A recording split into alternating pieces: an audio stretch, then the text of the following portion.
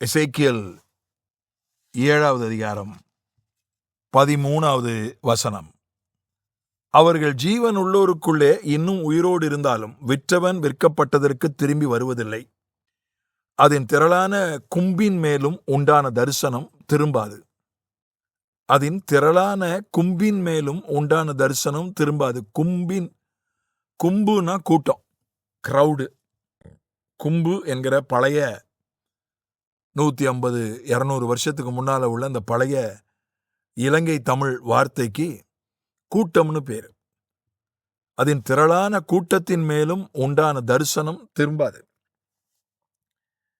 ஒரு தரிசனம் ஒன்று உண்டாகிறது ஒரு கூட்டத்தின் மேல, திரளான கூட்டம். அந்த கூட்டத்தை குறித்து ஒரு பெரிய தரிசனம் உண்டாகிறது. அந்த தரிசனம் திரும்பாது, அது மாறாது, அது ஒரு நாளும் பொய்த்து போகாது என்றுதான் அதனுடைய அர்த்தம். இப்போ ஒருத்தரை பத்தி ஆண்டவர் தரிசனம் கொடுத்தாலே அந்த ஆளு சரியில்லைன்னா அந்த தரிசனம் நிறைவேறாம போயிடும் அல்லது தடைப்படும், தாமதப்படும் என்கிற ஒரு கருத்து நிலவுகிறது. இப்ப திரள் கூட்டம்னா ஒரு 1000 பேர், 10,000 பேர், 1,00,000 பேர் கூட சொல்லலாம் திரள் கூட்டம். ஏன்னா அந்த இடத்துல ஒரு தேசத்தை பத்தியே சொல்லப்பட்டிருக்கு.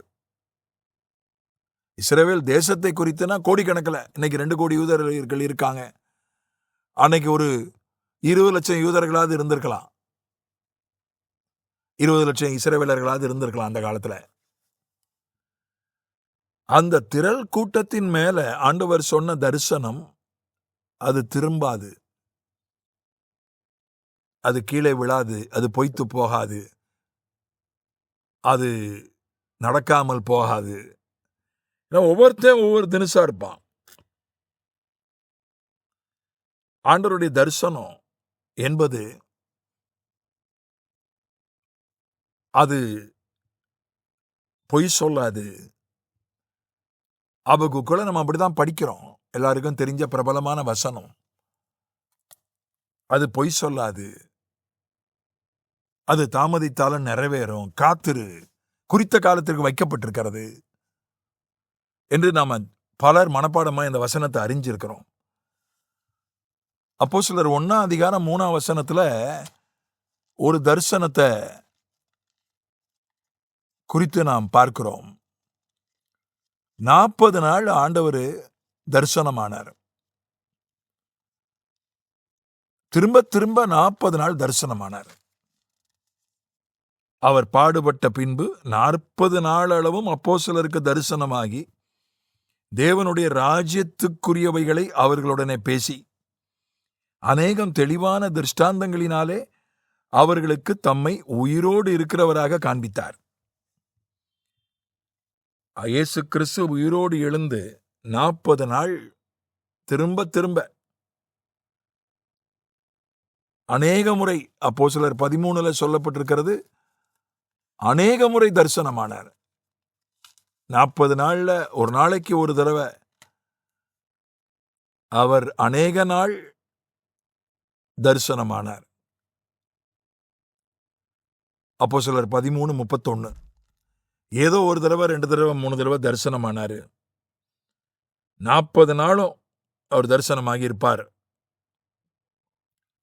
என்று நினைக்கிறேன். சில நேரங்களில் ஒரு நாளைக்கு 2 தடவை 3 தடவை கூட தரிசனமாகி இருப்பார்.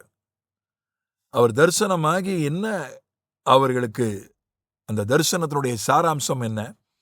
தேவனுடைய ராஜ்யத்துக்குரியவைகளை, தேவனுடைய ராஜ்யம்தான் இந்த தரிசனத்தினுடைய சாராம்சம். ஒரு முதிர்ந்த அனுபவமுள்ள அறிவாளியான வசனம் தெரிஞ்ச ஒரு பாஸ்டர் சமூக ஊடகத்தில் ஒரு சாட்சி போட்டிருந்தார். என்னுடைய மகளுக்கு ஆண்டவர் ஒரு வீடு கொடுத்தார். ஒரு தீர்க்கதரிசி வந்தாரு, இந்த நிறமுள்ள ஒரு வீட்டை உனக்கு கொடுப்பார்.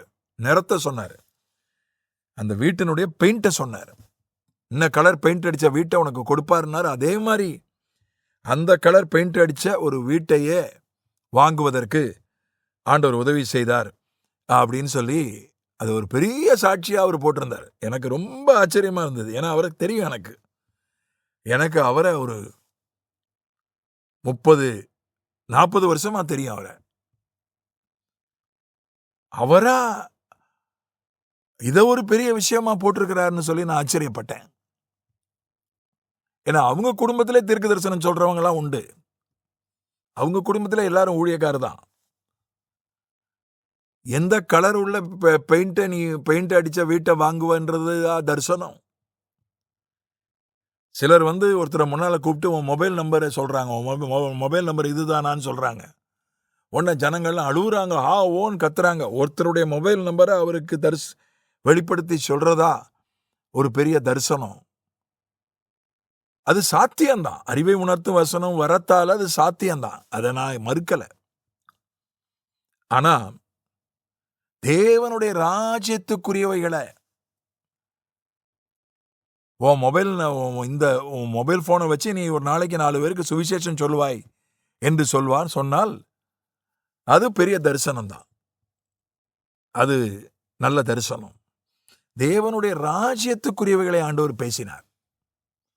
ஊழியத்தை பத்தி பேசினார், சபையை பத்தி பேசினார், சுவிசேஷத்தை பிரசங்கிப்பதை பத்தி பேசினார்.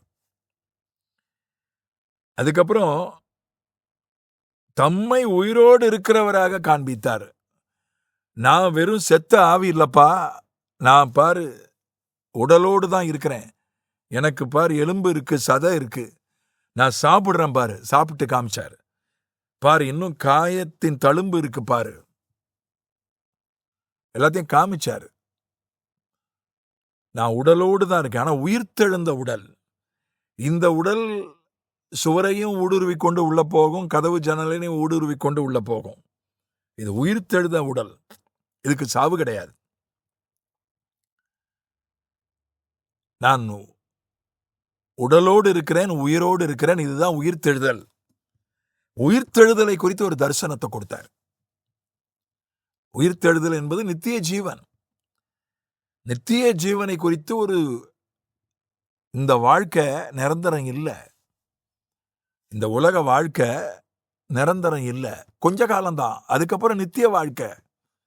இந்த உடல் நிரந்தரம் அல்ல, கொஞ்ச காலம்தான். அதுக்கப்புறம் இந்த உடல் மரித்தாலும் சரி, வருகையில பங்கெடுத்தாலும் சரி, நேரடியா ஒரு சாவு இல்லாத உடல், பாவ சுபாவம் இல்லாத உடல்,